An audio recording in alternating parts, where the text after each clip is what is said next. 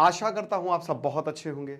मेरा नाम है सिद्धांत अग्निहोत्री, स्टडी ग्लोस पे आपका बहुत बहुत स्वागत है। दोस्तों, सीज फायर तो हो गया, लेकिन दोस्तों सीज फायर हुआ नहीं एक्चुअल में। देखिए, डोनाल्ड ट्रंप पागल हो चुके हैं। वो फिर से उन्होंने अपना पगलापा जो है अभी बोला है कि सीज फायर हुआ है, प्लीज़ इसको वॉयलेट मत करिएगा। फिर ये बोले हैं कि ईरान और इजराइल और भारत और पाकिस्तान दोनों ही मेरे पास आए और बोले पीस पीस पीस। ये कुछ भी बोल रहा है झूठा आदमी, मतलब वही बता रहा है ना कि कुछ भी अनाप शनाप बके जा रहा है। लेकिन बड़ी बात क्या है, सीज फायर हो गया है, ये एकदम रियलिटी है। लेकिन अभी इजराइल ने कहा कि ईरान की तरफ से मिसाइल आए हैं और अच्छे खासे नंबर्स में मिसाइल आए हैं, तगड़े से मिसाइल मारे गए हैं। बेंजामिन नेतन्याहू ने इस सब ने सीज फायर एक्सेप्ट कर लिया और ये ईरान ने भी कंफर्म किया। ईरान का स्टेट मीडिया तो कह रहा है कि डोनाल्ड ट्रंप ने आके भीख मांगी हमसे, बट कोई बात नहीं। यहां पे दोनों ही देशों ने, ईरान ने भी बोला सीज फायर हो गया है और अब हम हमला नहीं करेंगे, और इजराइल ने भी बोला। लेकिन अब दोस्तों उसके तुरंत बाद हमें देखते हैं कि इधर ईरान की तरफ से मिसाइल आई। इजराइल ने कहा है और ईरान ने डिनाई किया है। ईरान ने बोला है कि हमने मिसाइल नहीं मारी है, यह आपको गलतफहमी हुई है। इजराइल के डिफेंस मिनिस्टर इजराइल कात्स ये कहते हैं कि भैया तेहरान के घर में घुस के हम हमला करेंगे। ईरान ने वॉयलेट किया है सीज फायर का, वॉयलेशन है ये सीज फायर का। तुमने झूठ बोला हमसे और अब हम इतनी मिसाइलें मारेंगे कि तुम्हारे दिल में छेद कर देंगे। यानी कि एक तरीके से ईरान, इजराइल कह रहा है कि सीज फायर का वॉयलेशन हुआ है। अब दोस्तों ईरान इसको डिनाई कर रहा है और ईरान ये भी नहीं कह रहा है कि हमने मिसाइल मारी। तो फिर दोस्तों ऐसा कैसे हो गया कि इजराइल में डिफेंस सिस्टम एक्टिवेट हो गया, मिसाइल देखी गई है? कुछ तो हुआ है, जाहिर सी बात है ईरान ने फायर किया है। ईरान ने यह भी दिखाया है कि हमने आखिरी मिसाइल फायर की, इनके फॉरेन मिनिस्टर ने बोला था सीज फायर हो गया, it's all gone, it's done and dusted. लेकिन फिर से इजराइल कह रहा है कि ना हम हमला करेंगे। और दोस्तों ये बात सच है कि अभी जो ईरान ने मिसाइलें मारी उसमें 3 इजरायली की मौत हो गई है। तो अब ये क्या तमाशा चल रहा है? एक तरफ तो आप टीवी पे और मीडिया पे और हर जगह पूरी दुनिया में सीज फायर, और भैया लोगों ने चैन की सांस ली है।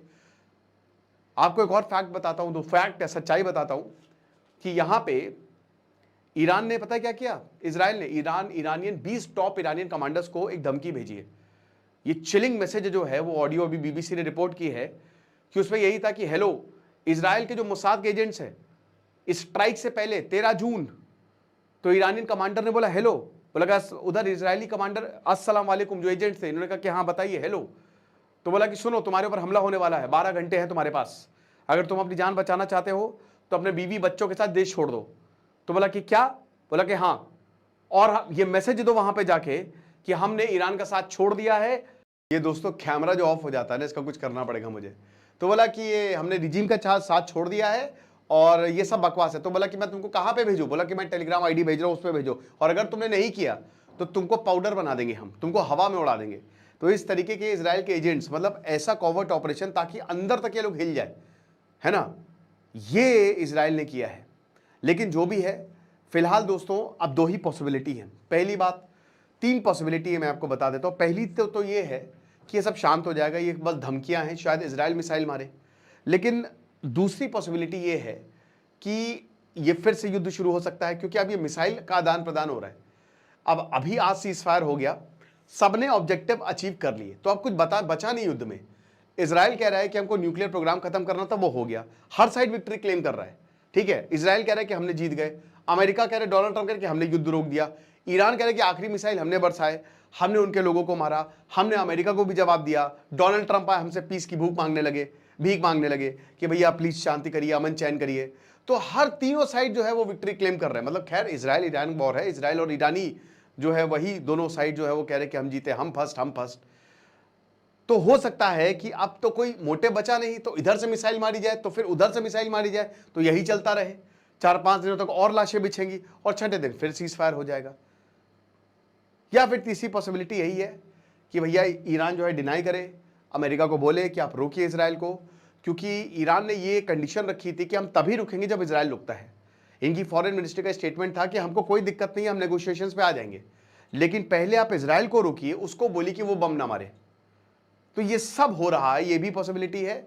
तो हो सकता है अमेरिका अब इजराइल को बोले कि बस बहुत हुआ, बेंजामिन नेतन्याहू को लिटरली प्रेशर बनाया जाए कि बस बहुत हो गया, क्योंकि अब देखिए इजराइल का हमला करना बनता नहीं है, लेकिन ईरान का भी हमला करना नहीं बनता है। मिसाइल उनकी तरफ से पहले फायर हुई, तो अब ये भी, अब इजराइल कोई ऐसा वैसा देश तो है नहीं, वो तो एग्रेसर था, वो फिर बम मारेगा और फिर ईरान करेगा कि हमारे ऊपर है तो हम फिर मारेंगे।